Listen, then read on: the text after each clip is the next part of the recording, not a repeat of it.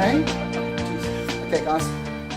Let's just go through. What did we start with in this particular course? What did we start? What was the first thing? Problem solving. Okay. Now, you cannot believe how closely related problem solving is to business analysis. Because what is business analysis about? Have you got some idea? Identifying a problem area. Identifying or a problem area, okay. For yes. improvement. Okay. Then actually analysing the actual requirements, but before that you need to have a decent understanding of who's going to actually use that, and that is the biggest principle that is missed. People talk at a CEO level or an MD level and they never consider the end user. So you get solutions without an end point. 100%. Okay. And it's those simple words, and the simple words I want you to remember today are needs and wants. Are those so simple or what? And if you think about business proposals, because that's what we're basically going to be focusing on today, from a business analysis point of view, we're going to be looking at what are the needs and the wants in the society around us. Can we identify a specific need? Can we identify a specific want? And if you look at large corporations that have failed, many of them have failed because they've, I believe, you couldn't shoot me down when we finish this particular course, but because they failed to address those two basic words, needs and wants. To back up my statement, I'll give you an example of Enron. Now, Enron was one of the top 10 biggest companies in America in 1999, 2000, according to Forbes magazine. In 2001, they went bang. Remember I told you this, or haven't I told you this, okay? So in 2001, they went bang. They went into India, and they spent, listen to this, $1 billion on building a power station. So what they did is they addressed the need, because in America, electricity is a need, correct? Or is it a want? It's a need, correct? It's a basic need. In India, we need to argue the point, is it a basic need or is it a want? Anybody been to India yet in this class? Okay. I've also never been, my wife has been a couple of times. She says, when you get off the plane, she says you will find families living on the street. She says, we think we know poverty in South Africa. But apparently when you get off the plane, you will find a family living on the pavement. Why am I bringing this point up?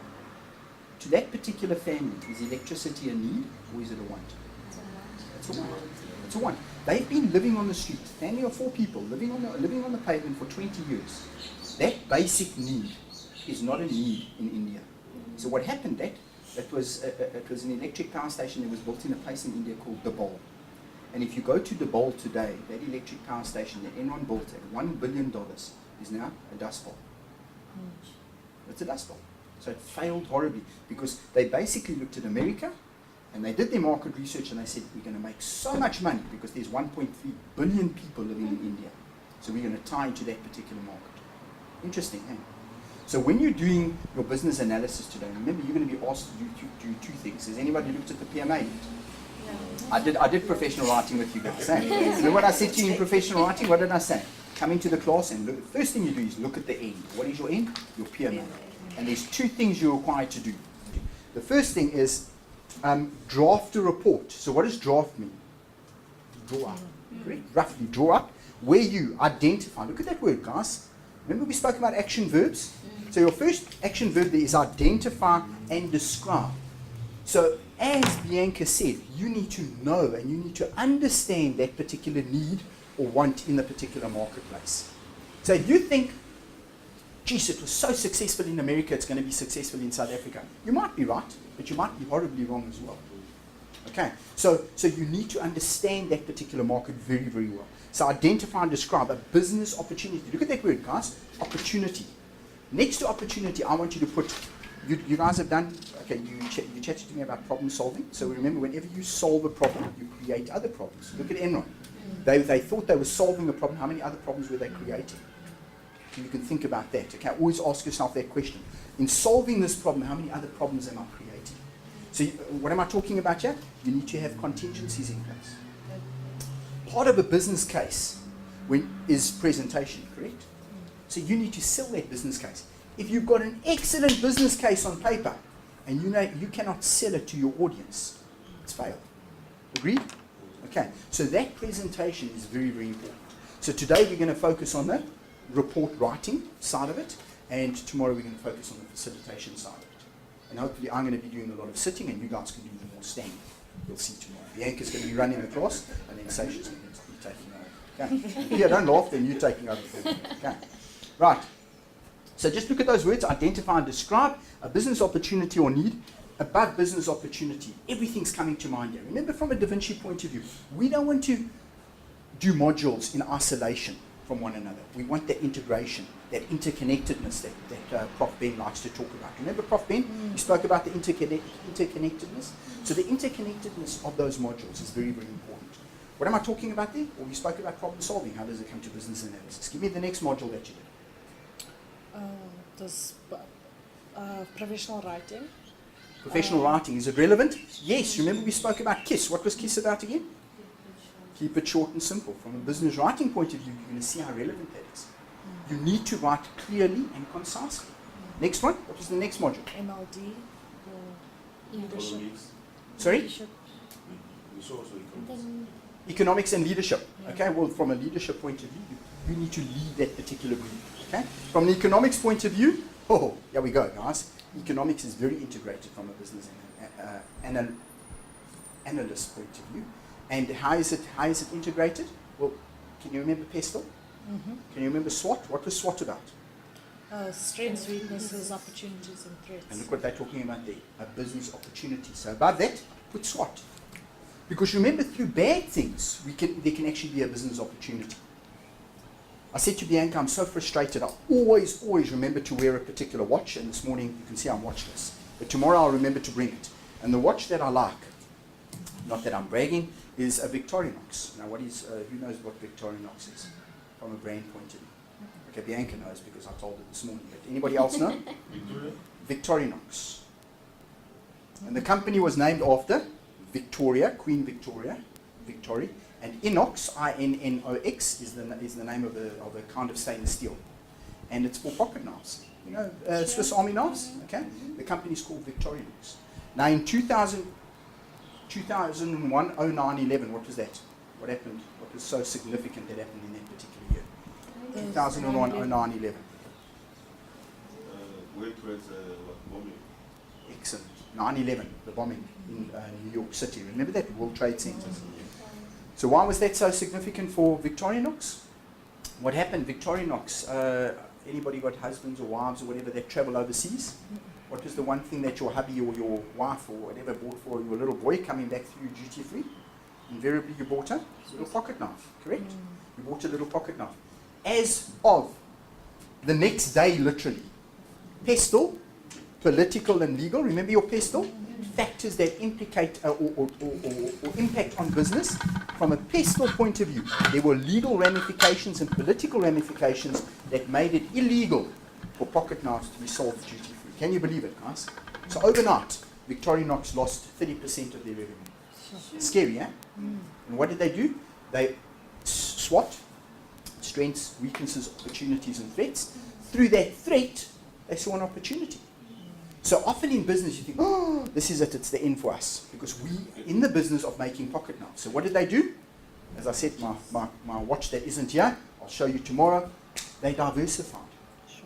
So from that, somebody sat down and said, listen, we need to draw up a business case. Because yes, this is a threat, but what about the opportunity behind this? So they picked up on the brand, and a brand is a very, very powerful thing. So if I asked around this table and I said, who knows Victorinox? A lot of people would say, no, they know nothing about it. So Swiss Army, how many people will put up their hands? How many people know Swiss Army? And if you don't, that's fine. Okay, 1, 2, 3. So, do you know Swiss Army as well? No. Swiss Army knives. You don't know it either, okay? But 3, so 50% of the class know Swiss Army knives. So the brand is a very, very powerful brand as well. So what did they do? Started making watches, backpacks. Now me, from a customer point of view, I love the brand. I will buy that. So from a diversification point of view, they are making huge amounts of money as a result of backpacks, deodorant, clothes, watches, even jewelry, guys. Okay, so that's a way of that's a perfect example of a company that was going through a particular bad time as a result of PESTLE. Remember the P and the L, political and legal ramifications that impacted back on the business. And as a result of that, they changed their whole structure. They diversified into other fields, and they're now making money from that diversification. Okay. With that said, I can give you other examples of companies that have failed as a result of statistical methodology. Because remember, the next module you did from economics was the statistical methods, correct? And remember that one piece of reading material that our stats gave us was how to lie with stats, Darrell Huff. Remember Darrell Huff? And I don't know if you, did you read it? Okay, it's actually a very, very funny book. Because remember, he talks about the scenario on the front cover. Can anyone tell me what the front cover looks like? Of Darrell Huff? Look at the front page of his book, guys. How to lie with stats. You swear to tell the truth, the whole truth, and nothing but the truth. 45.6% of the time. So statistical research says that people that swear to tell the truth, they only tell the truth 45.6% of the time.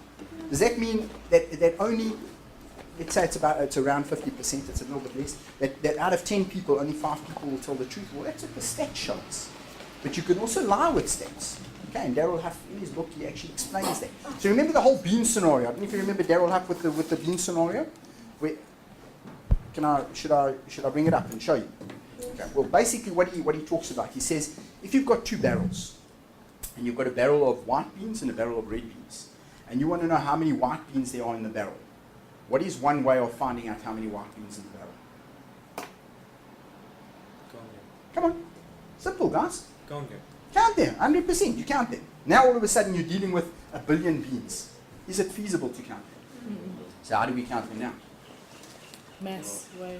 Excellent, mass. So we relate it back to a mathematical algorithm. And we say, okay, we're dealing with volume. So volume of a barrel, and we work out the length, the height, and the breadth, and we work it out. And we can be more or less, it's an estimate, but it's relatively accurate. Okay? Now, the problem is if we mix those beans, so let's say we're talking about racial groups, black and white racial groups, and we say how many black people are living in Johannesburg, how many white people are living in Johannesburg. And from a feasibility point of view, remember we did this in stats, it's very difficult to go out and count every single person. Why is that a problem? You can tell me. Why is it a problem to go out and count every single person? Takes time. Resources. Time, resources, money. Okay, another thing? The chances are you won't be accurate because people move around as well. So there's People human move factor. around. Another thing, people die. People are born. All of these things, okay? So yes, you could build that into your equation, but it wouldn't be that accurate. By the time you finished your particular research, maybe, I don't know, 10% of the population have died. I don't know, maybe there was a flu epidemic or whatever, okay? So all of those things have to be built into the actual equation. So what Darrell Huff says, he says what statisticians do is they put their hand in the barrel and they pick up, and they dig around and they pick up their hand and they say that is there. From a stats point of view, what was that? Their sample group, correct? That was their sample group. And they count and they say, okay, out of this barrel, X amount were red and X amount of white. Therefore, let's say X amount were red and that represents the black population. And let's say it came to 70%, then we could say 70% of all South Africans are black. Is that statistic? Is that true beyond a shadow of a doubt? No. Okay, we don't know. We're just using a sample group to actually give us that particular information. And that's what Darrell Huff's particular problem is with it. Okay, so why am I bringing this up? Because it comes back to business analysis. Often, we do a business proposal around statistical research. Perfect example of a South African company that failed horribly with that, unfortunately, is Altec. You know Altron? Altron is the Altec, Netstar, UEC is the MNet decoders, ISIS software development program, and there's many, many other subsidiaries, okay? Why did they fail horribly? Because all the research was saying to companies in America and in South Africa, you need to get into Africa, into the center of Africa, okay? Angola, Kenya, Uganda, etc., correct? Because that's the next big thing in business. So what did Altron do? They went into Kenya. You know the submarine line? The submarine line for the internet? They went in. That was a business case. Business analysis was done around it, and they said, listen, this is an opportunity. They picked up an opportunity. We make money here. There's so many African people in Kenya, so many African people in Uganda. We're going to make money from this. I can't give you the exact facts, but they were going to sell a unit of internet usage at around 33 Kenyan shillings, sorry. An American company just came in and undercut that. And Altron couldn't keep up with it. That was one. I'm oversimplifying it. There were other factors as well. But the point I'm making is that everybody said Everybody is sick. Statistical research, research methodology says Africa, we must get into Africa. It's the next big thing. Altron's financials for this year. Craig Fenter stood up. You know Craig Fenter? He's the director of Altron. He stood up and he said, we've just sold off Kenya Data Networks and Swift Global, Uganda company. And they posted a 783 million rand loss. Okay, as a result of that. So why am I bringing this up? Because it's related back to business. Your business case. Just because all the research, all the methodology shows that it's a good opportunity to get into this particular business, doesn't mean it's going to be successful. And that's the scary thing. That's where your contingencies need to be looked at. Okay, guys? So just bear that in mind. So let's carry on with that. It says identify and describe a business opportunity or need. Now, once again, remember in India, the bowl? Need. You have to define. What do you mean by a need? Remember, a need is something that's like life-threatening. Okay, you cannot do without it. So ladies argue the point that 10 pairs of shoes is a need. Okay? It's a need. We cannot live without 10 pairs of shoes. But if you want something long enough, you start needing it too. And that's the next point I want to get to. Is don't you find that we redefine our definitions of needs and wants all the time? Okay, difficult question. If you don't want to share, that's fine. Anybody ever been involved in a retrenching process here? Been retrenched at a bank or whatever? Nobody. Okay, thank goodness for that. But let's say, for example, hypothetically speaking, tomorrow, 50% of you lose your jobs. Now just think about that hypothetically. I'm not saying you're going to lose your jobs, but just think about it hypothetically. You lose your jobs. What is the first thing you do up here? Come on, put yourself into that situation. Cut your costs. You cut your costs, correct? In cutting your costs, come on, go through your mind's eye. What is the first thing you're going to do? You're going to start cutting costs in your mind, and what are you doing? Stressing, you're going to look for another job. Stressing? You need it because you need it, okay? What else do you do? Don't you find you start redefining your needs and wants? I'll give you a perfect example to back up my statement. Let's say this half of the class, sorry guys, but you guys lose your jobs. Let's say every one of you don't do your own housework, you hire a lady to do your housework for you, okay? And that is that a need or a want? It's a want. It's a need. When you've got the money, it's a need, correct? Yes. I don't want to do it, it's a need, correct? Yes. Yeah. Now all of a sudden you lose your job and you redefine it and you say, you know, hang on a second, I don't need it, that's a want, I'm going to have to do my own housework, correct? It happens all the time, guys. So the point I'm making from a business case or a business proposal comes back to economics and that Gini coefficient. Remember, did you ever do the Gini coefficient? You know what I'm talking about? So remember that disparity between the poor and the wealthy. Okay, how equally spread is that PPP, that purchasing power parity? Has everybody got disposable income? So that comes back into this because then when you define need, you need to make sure that you define it clearly. You cannot make assumptions because it's a need for you that it's going to be a need for somebody else. Agreed? Okay, so just bear that in mind. That could be addressed within your organization, department, or function. The second part of the question says design a business case, and we're going to chat about this. Okay, we're going to chat about it. And what's lovely about this module is it gives a clear breakdown of how a business case should look. Okay, to motivate your idea. Look at that word, guys. To motivate. In other words, you have to become a salesperson now. You have to sell this idea to an audience. And we're going to chat about that tomorrow. So if you're going to sell something to an audience, what is very important? Cater for your audience. Sorry? Cater for your audience. Cater for your audience. My idea of cater, correct me because I'm making an assumption here, my idea of cater is that I need to understand and know who my audience is. I cannot make assumptions that I know what Munir is about. Let's say, for example, I didn't know Munir, I'm making an assumption now, are you Muslim or Hindu? Muslim, okay? And I come in here and I say to him, right guys, I've got sandwiches and they're pork sandwiches, enjoy. Am I going to offend Munir? In a very, very big way. Because I haven't understood my audience. And you might say, Richard, we talk about business analysis. Your business proposal can fail horribly as a result of you offending one of your members of your audience, correct? So you need to understand, it doesn't mean that you have to understand, know their wife's name and their child's name, but just understand your audience. And we're going to chat about that tomorrow as well. So that second part, design a business case to motivate your idea or concept to the organization that will address the identified opportunity or need. in brackets here, I want you to put there, understand and know your audience. Because there will be a financial person, correct?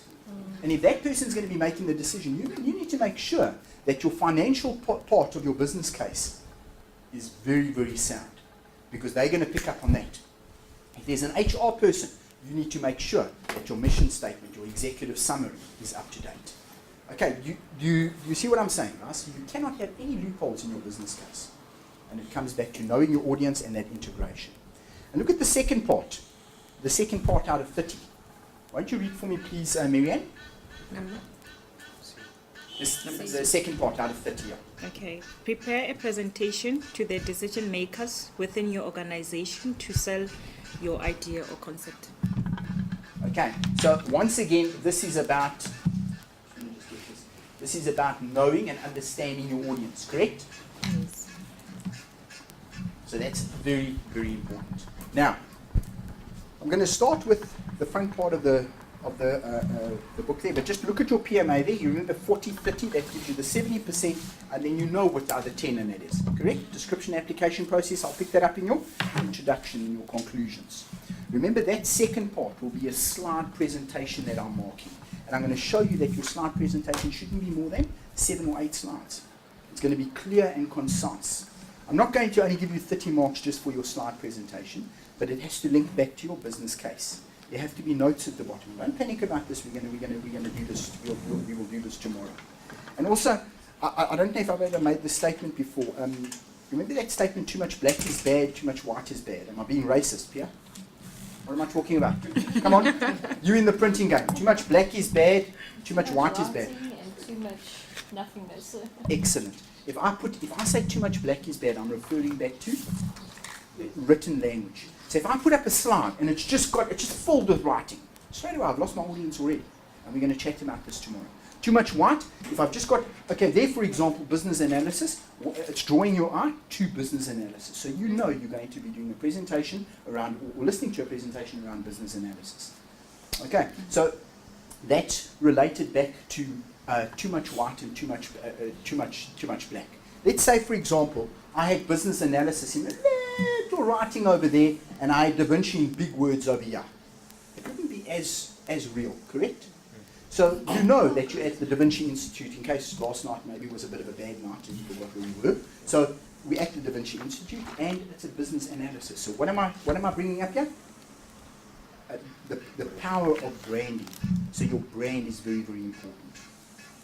Okay, very, very, very important. You don't want to mislead your audience in any way. All right, guys, so the first thing, as I said to you today, we're going to be focusing on the 40 out of the 100. And the 40 out of the 100 is the first 2 parts of the business case. Okay, and it's the writing part. Now you might say, oh, Richard, we've done this before, but we forget. We forget about KISS. What is KISS again, Ntombi? Keep it short and simple. Yeah, okay, not the stupid part. Just keep it short and simple. Write clearly and write concisely. And often we fail there, correct? We pick up something and it makes sense to us, and Pierre picks it up and he's going to be making a decision on it. And he says, I don't even understand what Richard's trying to tell me here. Okay, so you need to know your audience. You need to understand your audience, so your language should be addressed at that particular level. Okay, right. So what is a business case? And guys, if you open up your books onto page, I'm going to be sticking very closely to the module, okay, because it's a lovely indication of where you're going. So I'm just on page 6 of 58, guys. So just pass your slides, page 6 of 58. Everyone there? And if you go to page 3 of 58, you'll see a lovely table of contents. You see that lovely table of contents, guys? Okay. Clear and concise. Would you agree? And that's why I want to stick quite closely to this particular module, because it's always nice when you're drawing up a business case if you've got a clear and concise example in front of you, correct? What do I have to do now? What do I have to do now? Because it's a system, it's basically like a checklist. Okay, and that's what Da Vinci has done for you here. We've created a checklist for you guys when you're drawing up a business case. Does this mean that this is the only way that you can draw up a business case? No. You go onto the internet, guys, you can see millions of examples of business cases. Okay, but this is just a lovely example of what a business case should cover. Okay, right. So we're now on page 7, and it says Introduction to a Business Case. and it's related back to the slides. So when it says there, it says, what is a business case? Can I ask Nomtombi, won't you read for me, please? The purpose of a business case is to outline the business rationale for understanding or undertaking a specific project and to define the parameters and management factors involved in the project itself. So the purpose of a business case, look at that, guys, the purpose. You don't want to do a business case and nothing happens with it. It takes a long time to draw up a business case. So there must be a clearly defined purpose. And make sure me, who am I? The reader of your assignment. Make sure I can pick that up clearly, very, very quickly. And I'm going to show you how you show your reader, this is what the purpose of my business case is. So the reader can pick it up. There's a couple of the learners that haven't done that well in their PMA, it's because their purpose is very wishy-washy. So you cannot make the assumption, oh, Richard's going to know what I'm talking about when I say DET attached to the TAS, which must sell the SATs. You've lost me already, because you've made assumptions that I understand all of those acronyms. Okay, so the purpose must be clearly defined. Okay, guys? And is not to outline the business rationale for undertaking a specific project. So it's to outline the business rationale. So this is why it's a good idea to go with this particular opportunity. And guaranteed there's going to be a pessimist in that particular group. Who's a pessimist? The guy or the lady that's saying, what if, what if? So put down that what if question, because that's a good question to ask yourself. So what if this happens? What if that happens? Anybody at the TT100 the other day?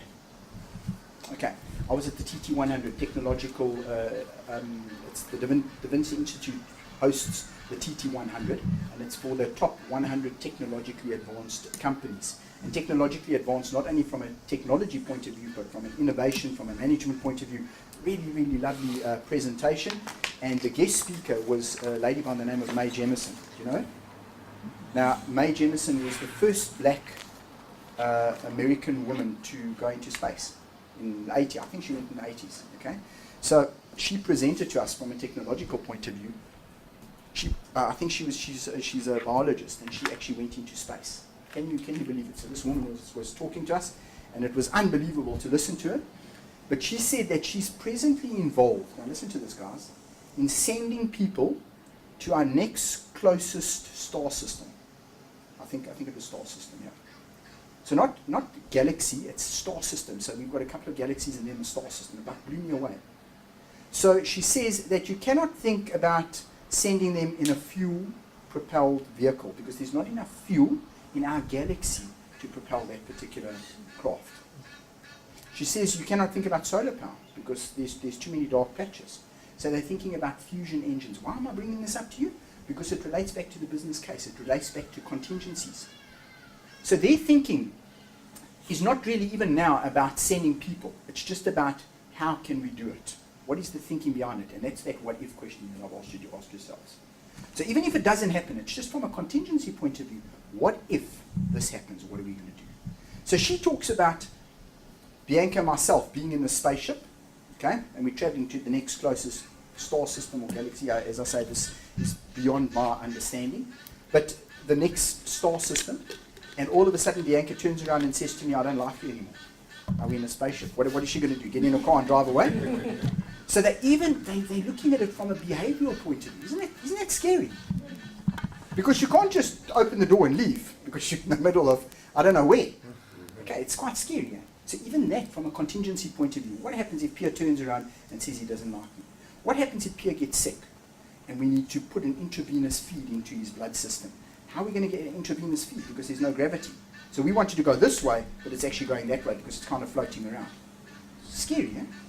So it's that kind of thinking. So she says it's not even about when are we going to do it, it's how we're going to do it. Isn't it? Yes. That kind of blew me away. So from a business analysis point of view, from a case study point of view, that's what I want you to do. I want you to think about all of those contingencies, those what-if questions. Okay, because that shows your audience that you've researched this particular scenario, this opportunity or this threat enough, and you've looked at all sides of the coin. Remember in your stats, you learned about that word ratiocination. Remember ratiocination? What was ratiocination about? Looking at both sides of the coin. So this is a wonderful opportunity, but these are the threats related to that. basic opportunity. And these are the what ifs that I've actually addressed. Make sense, guys?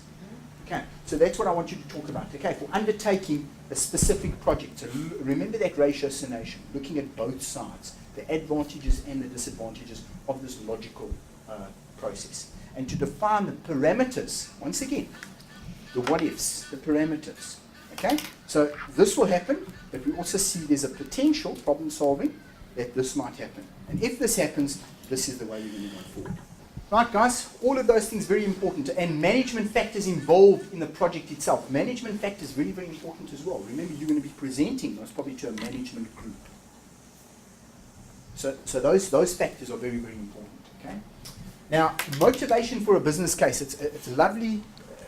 It's defined lovely on page 7. This is just a slide. So it says the motivation for a business case arises generally from two scenarios: a mandatory requirement, a problem, 3, or a business opportunity. So a mandatory requirement, what was that again? Must. Pestle, guys. Political or legal ramifications that arise. A problem of any side that needs correcting, a business opportunity. And often opportunity arises out of a threat, correct? Remember my watch scenario, Victorinox? So often as business, we see, oh, this is a threat. How are we going to overcome this threat? And we don't see an opportunity in that threat. Something that comes to mind, remember Purple Cow, the Purple Cow, Seth Goddard? What does he talk about? We need to create remarkable products. So think about that when you're drawing up your business case. Are you creating a remarkable product? Or as Seth Godin says, are you just creating a good product? Because he says if your product's good, it's not good enough. Because there's too many good products out there. You need something that's going to stand out, that's going to make a difference, that's going to address a need or address a want. I'm going to show you something here, because it says a mandatory requirement. In the paper, on Sunday, it's been going on for a couple of months. But remember your pestle? Now this is an opportunity, need or threat. NSPCA reacts to pork industry claims. Now guys, you can research this, but this is as a result of gestation crates. I don't want to make people, because I was quite sick when I read this particular article. Do you know what a gestation crate is? Well, neither did I. Okay, gestation crate is where pigs are made to stand in a crate. They cannot sit or turn around in this particular crate. Okay, and pregnant sows are made to stand for 107 days. Okay, so what happened at Pestle? Political, legal ramifications. There was a need to change this particular law. So they actually changed that. So this is a threat to the pork industry, correct? If you do not do this, you cannot sell your particular product. Is it a big thing? Is the pork industry a very big industry in South Africa? It's huge, guys, huge. So this is a perfect example of a threat. So it says Johannesburg, pork farmers in SA do not require 4 more years to change to the open pen system. So in other words, what companies are doing now, South African companies, they're saying, no, we want to still keep the gestation crates. And they say, no, you have to change to the open pen system. You have to change. Because it's inhumane, okay? So they say the NSPCA made known its opposition to the practice of gestation crates in 2006. Right? 2006, we're now in 2013. And some companies are still not abiding by this law.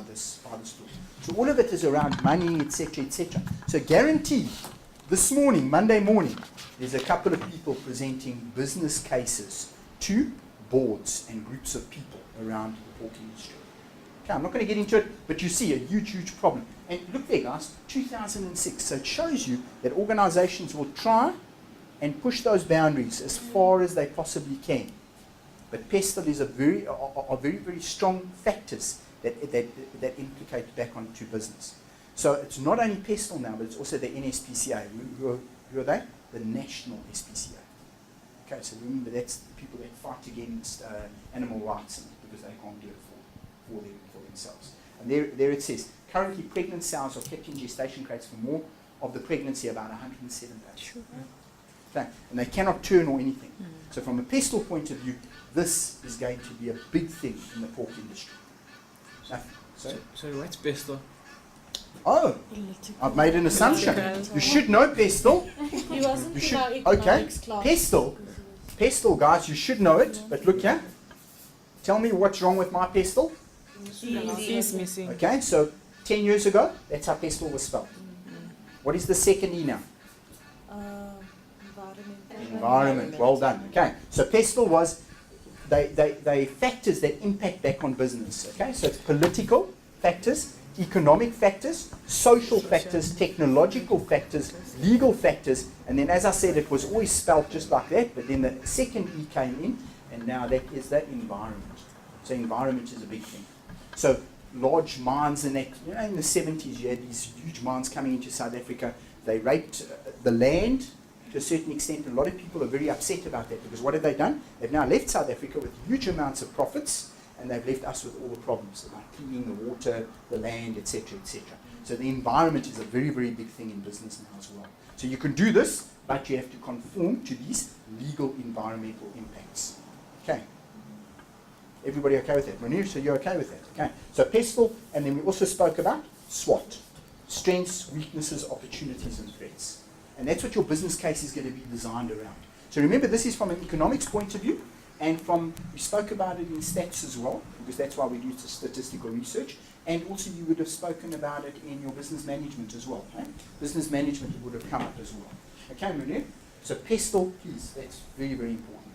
And remember with Seth Godin, he comes into this where he talks about all the P's. Remember that was product, price, promotion, and business management gurus have come up and said, we're going to add another P, we're going to add another P, another P. And some books have got 6, some books have got 4.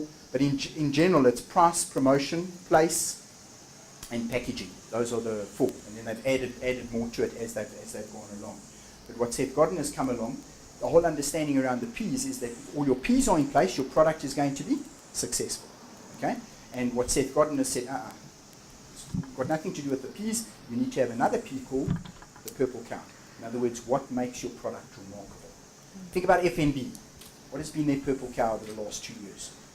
The iPad store. Oh, the Steve. I think I would argue that the whole Steve ad campaign. Funny enough, at the TT100, the one company that produced that ad actually got an award. They were involved in the Steve ad. I don't know if they actually produced the whole ad, but they were involved in that particular advert, and they actually won an award. Okay, so the purple cow. What is going to make your business case remarkable? Okay, why is your business case remarkable? So that's one example. Look at this other example I got. This was yesterday, guys. Citrus ban, a ploy for EU farmers. What they're talking about here is they're talking about a particular disease in the fruit called black spot. And what happened in the EU countries? Who are the EU countries? European Union. Right, European Union, Dubai, Arab Emirates, etc., they import a lot of our fruit, correct? And they've said if the findings prove that this particular black spot can reproduce itself or grow in the EU, then there's going to be a problem and they're going to stop the imports. But now they say, from a pestle point of view, no, this is a political thing. It's not a legal thing. There's no problem because South African biologists have said it's impossible, but very unlikely that the black spot will propagate in EU countries because the climate is different. Okay, it's drier, it's hotter there, etc., etc. Whereas the Cape is more wet, it's more damp, it's more there's more moisture in the air. Okay, so what they've said is they said the European Union's ban on local citrus imports is an artificial trade barrier. That's interesting, eh? Artificial trade barrier imposed at the behest of European farmers fighting for a bigger market share. So basically, the farmers in the EU want to actually get into that particular market. So they've created a frenzy around black spot. Meantime, if you read the article, black spot also comes from food from China, food from America. So it doesn't. It's not unsafe for humans, but unfortunately, in the citrus world, you do get it. You know, if you pick a couple of apples and that, you're going to have maybe 1 or 2 that are rotten. You throw those away, etc. But it's what is it going to do to the rest of that particular batch? So it's a huge problem. Why am I putting this up? It's related to pestle, related to an opportunity or a threat. Correct? Can you imagine business cases being drawn up around this? Guaranteed. Okay, how are we going to make the situation better? Can we impact on the situation? So Richard, that black spot or Black spot, yes. causes what? Cancer? No, it doesn't cause cancer. It just makes the fruit go bad. So, yeah, you told the Cape Town Press Club The ban was motivated by reasons similar to those which resulted in Namibian agricultural produce being barred from the EU. It's mainly due to the recession in Europe. So what this person says, he says, So once again,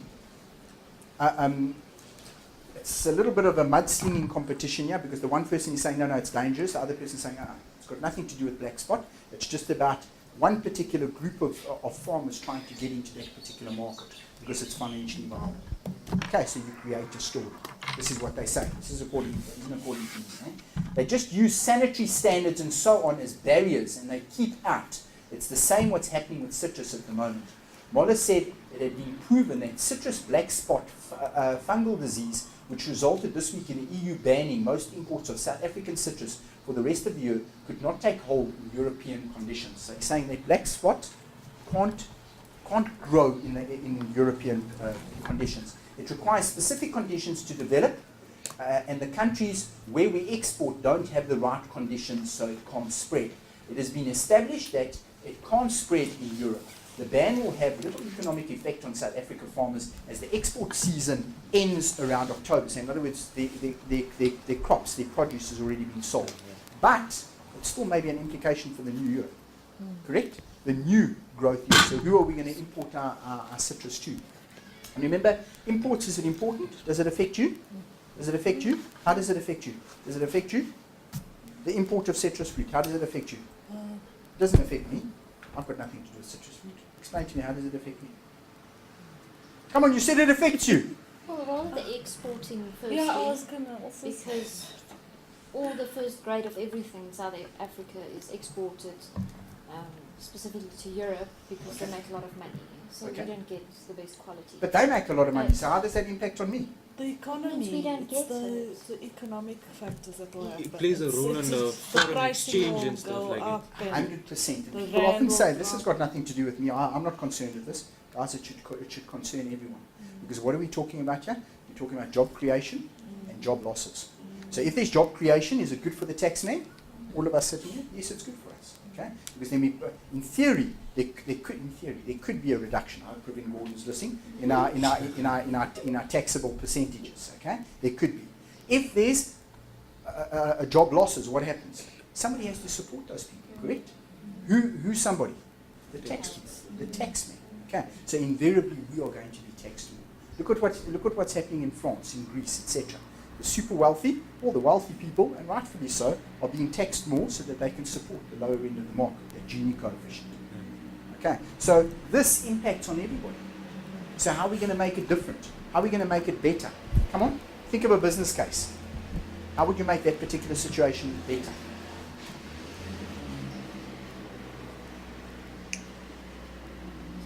I can think of something, and I've only just thought of it now. I promise I haven't been thinking about it for a long time. So effectively, they won't be able to sell the same quality of fruit in Europe. We all know that once you cross the border, the things grown on the other side taste like water. So by making it a need for them, you can increase the price. By making it more expensive, you can still benefit from exporting to the different countries, because they would still want it, even though they come up with it. The screen is going blue. Oh, okay. But do you think price is a good? I disagree with Bianca. I think price is risky. But come on, shoot me down. Remember, it's a recommendation, so I can't say she's wrong, but I disagree with it. Why do you think I've got a problem with price? Because it's already an issue now. Right, it's already an issue. So if they have it now, if you pick up the price, they're going to say, okay. Remember economics, we spoke about time value of money, opportunity cost. If you push up the price, I'm going to take my money elsewhere because I'm getting better bang for my buck in China or in America or whatever. Okay? So it's just risky. So price is one thing, but remember the what if question. So what if the person says, okay, well, I'm taking my business elsewhere? How are you going to make it more beneficial for that person? As soon as you push up price, think about you. If you go to a shop or whatever, you like a particular shop, and you go there, now all of a sudden the price goes up. What invariably starts happening? You stop going to that shop. You might stop going to the shop. If you've got the money, it's not an issue. But if you haven't got the money, remember, we start redefining our needs and wants. So straight away, I start looking at other suppliers. Do you agree with that statement? Okay. So price, that's fine. That's a recommendation. But think of that what if. What if the customer takes the business away and we lose this particular business? How are we going to bounce back from that? So think about that in your business case. Come on, give me another recommendation you can think of. I don't know if this would work, but I would say the company that's actually supplying it in South Africa go abroad and build. I don't know if you've heard now they're building this whole internal. Up farming. Up farming. It was where you actually build it in buildings and put the right conditions that you actually need. Sure.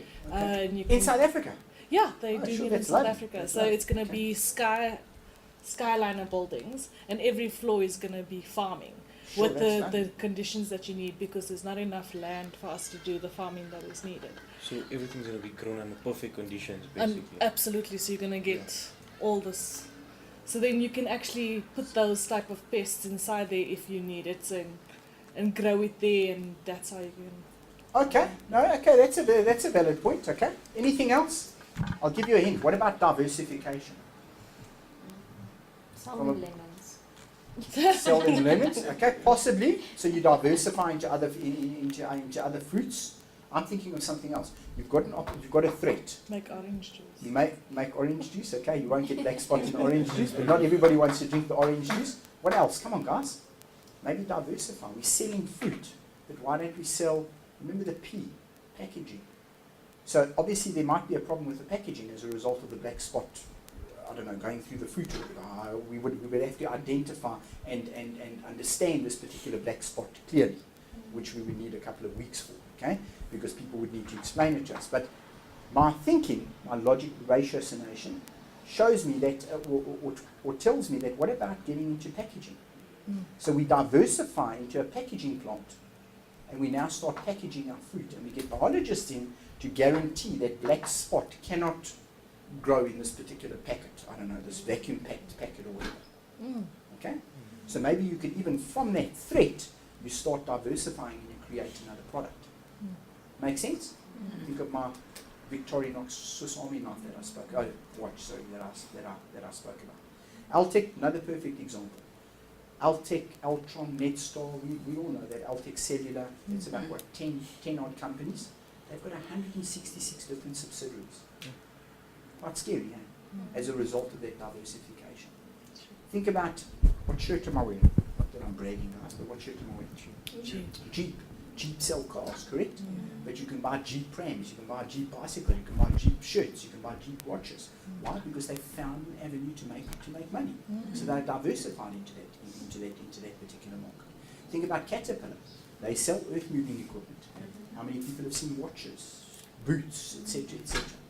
Okay. So all of those things, that's a perfect example of diversification.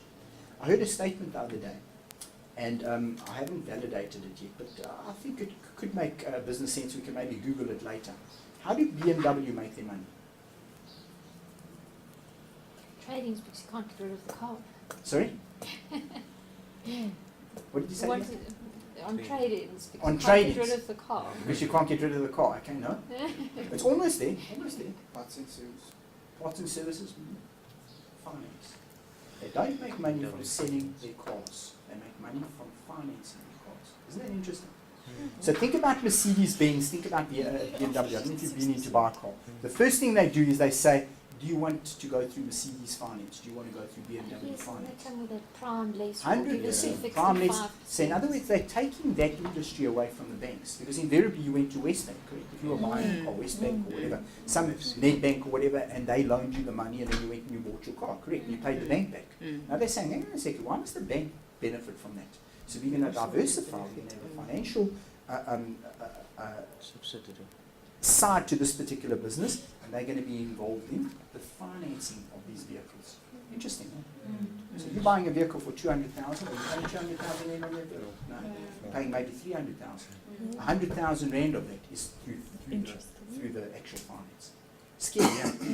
Okay, so that shows you the power of diversification. Guaranteed. That was a business case that was put forward years and years ago in some around a table like this to a bunch of shareholders at BMW. Listen, why are we losing the financing of our vehicles? Let's finance our own vehicles. So we're selling cars, but we're actually diversifying now. We're actually becoming a financial institution. Scary, yeah? Okay. So yeah, just bear that in mind. Okay. So Moller said South African citrus growers would have to look for new markets regardless of whether the ban was maintained in the new year. Now, that's an important statement, that.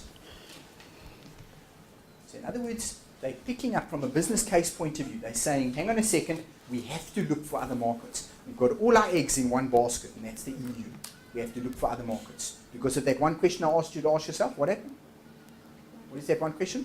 What if? What if? So what if this EU, the EU decides to pull out? Who are we left with? Nobody. So he's saying, hang on a second, this is a risky situation. We need to diversify. So when he talks about other markets, don't you think he's talking about diversification? To us, not from a product point of view, but from a clientele-based point of view. We need to grow that client base. Would you agree with that statement? Yes. From a risk point of view, I would agree with it as well. Okay. You see why it's related back to business case, guys? Okay. Right. This would notably include South Africa's fellow BRICS. Who are the BRICS? Brazil, Russia, India, China, and South Africa. Nations. Brazil, oh, well, there they've given it to you. Black spot fungus is found in many countries in the southern hemisphere, as well as China and the US. So they say it's not something that we're doing wrong. Like, it's not unsanitary or whatever. Unfortunately, when you're dealing with fruit, you're going to have these particular problems. So maybe to make it better, you could get a biologist in, an authority figure who says, hang on a second, this is what black spot is, and it's not that bad. Or it is that bad, and this is how we're going to deal with it. Okay, because the worst thing you can do to the consumer is to lie to them, correct? Because if it comes around, it's going to bite you in the what. Okay, guys. 2 good articles.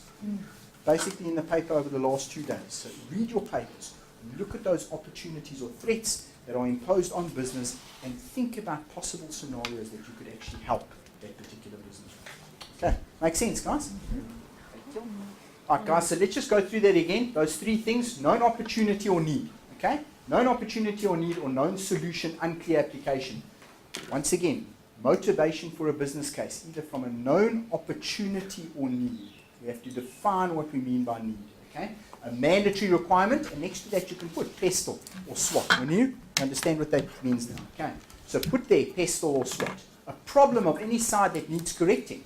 Well, I've just shown you black spot, and what about gestation crates? A perfect problem that has to be sorted out. A business opportunity. Straight away, I look on the internet and I say, hang on a second, the citrus market is going through some particular problem.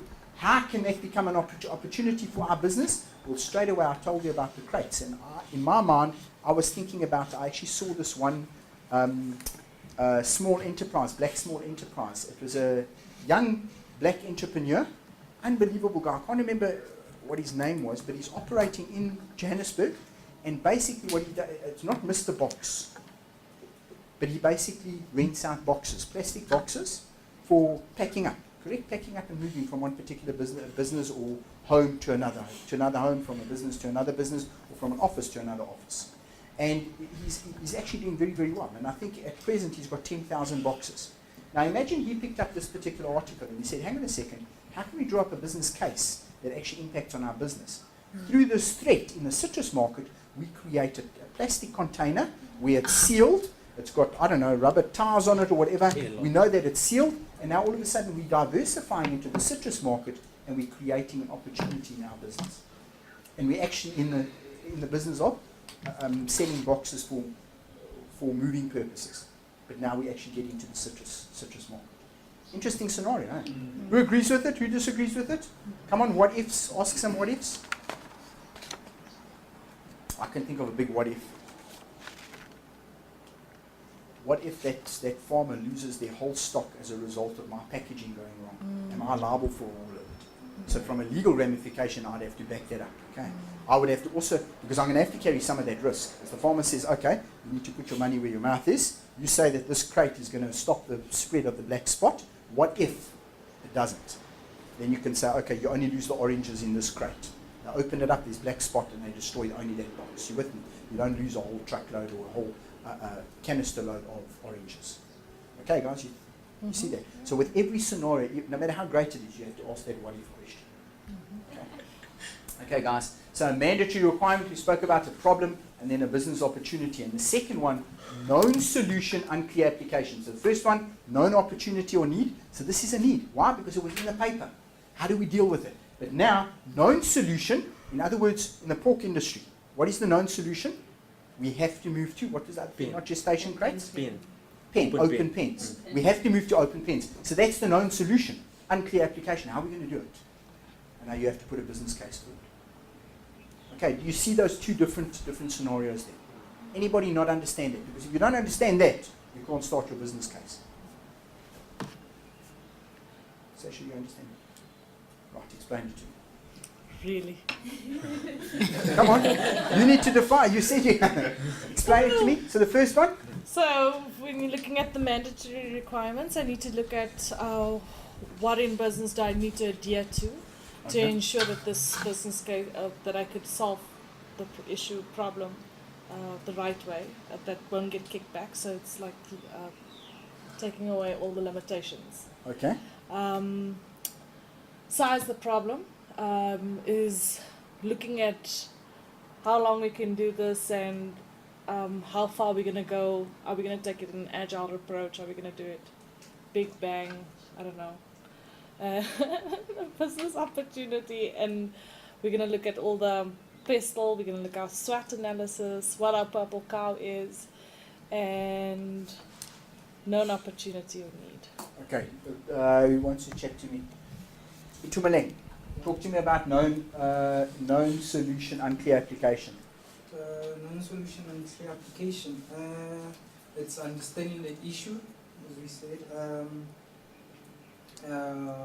Looking at or referring back to the pestle and the SWOT. Being able to look at every angle of the problem. Okay. So, knowing solution means. I don't know how to put it in words. Let me just say. The reason why I've asked two people to do this is because don't you often find that I know this. So you ask, do you know? Yes, I know this. Okay, explain it to me. And Sasha said something. I don't know. You know. And Itumaleng's words were, I know what it means, but I don't know how to put it in words. Correct? Something like that. Now, the reason I'm going to be asking you to do this over the next 2 days, because the second part is presentation. And often we can put it down on paper, but when it comes to presentation, and you say, I don't know, you know, what if?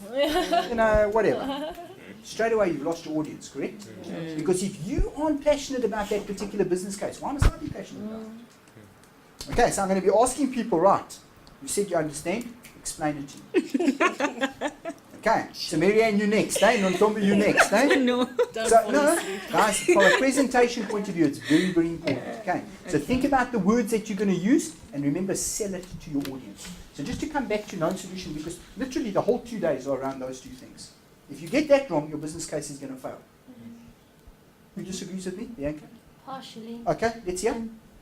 It's fine to say, okay, so explain the first part and the second part. But what goes wrong in general is you're missing the link between the first part and the second and the third and fourth part. Point taken, definitely point taken. So you're gonna focus more on that. I like the layers building up, expanding on things. And that's what we're going to get to now. Those layers that are involved in the business case. So we try not to leave out any avenues that creates potential problems. Okay. I'm going to just leave that up for another second or another minute, I should say, and just read through it again. Make sure you understand it.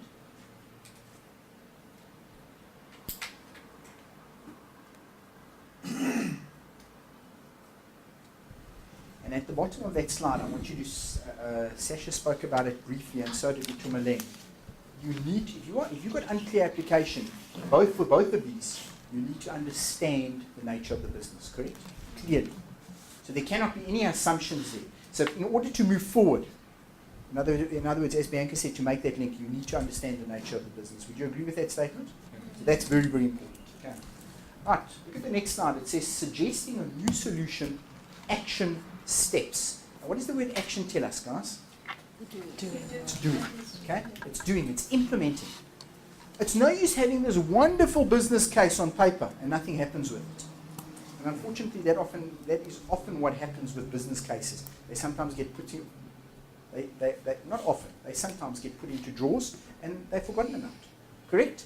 So this implementation, that action, shows that it's an action verb, obviously. It's a doing thing. without that doing, without that implementation, it's just a business case on paper. Okay, so understand the issue well. What is that about? Remember I said you must put it on the previous slide? You need to understand the business, the nature of the business. You need to understand it clearly. Okay, develop solution alternatives. What question did I ask you to ask?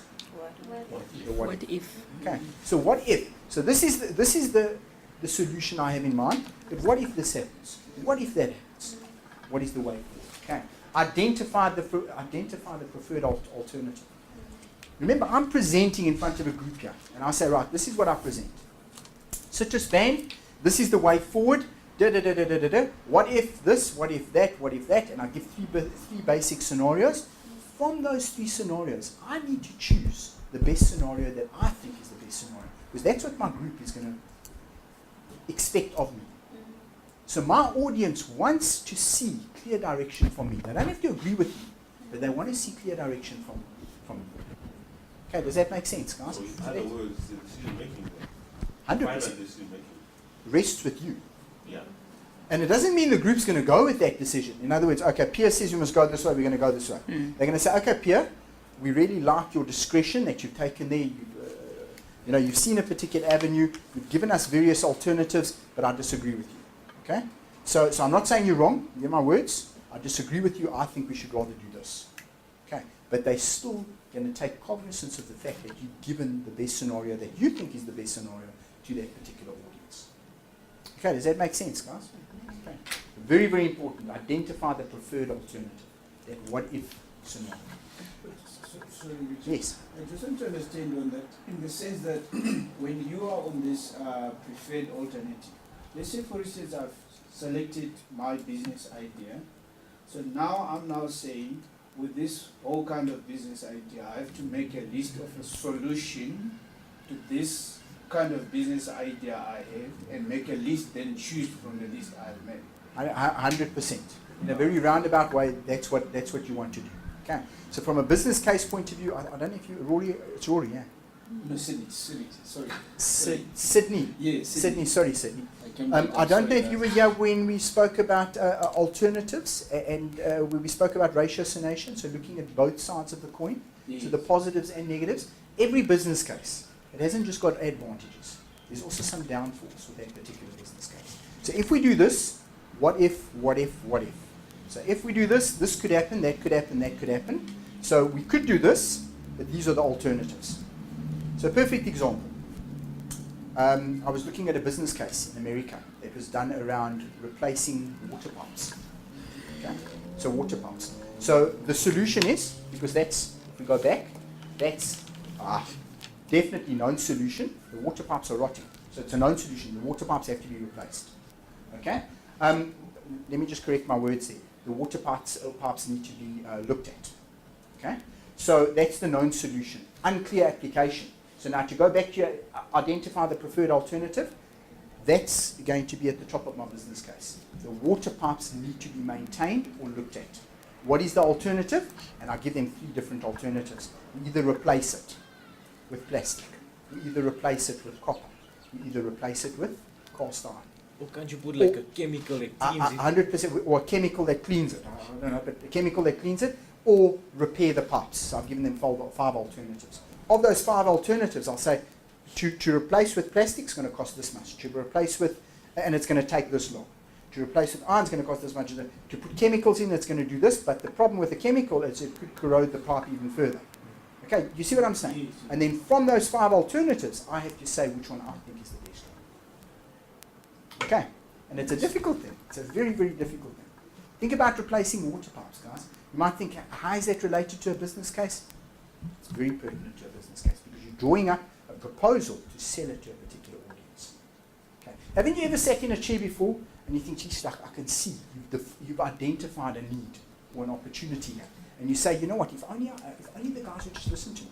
Haven't you been there before? Come on, you've been there before. That's a business case manifesting in your mind's eye. Okay, and that's what I want you to put onto paper. Make sense, guys? I think you guys need a break. Yeah. Because I've never seen a group of people sleeping with both eyes open. But you guys are doing that very well. Hey? Right, should we break for what, 20 minutes, guys?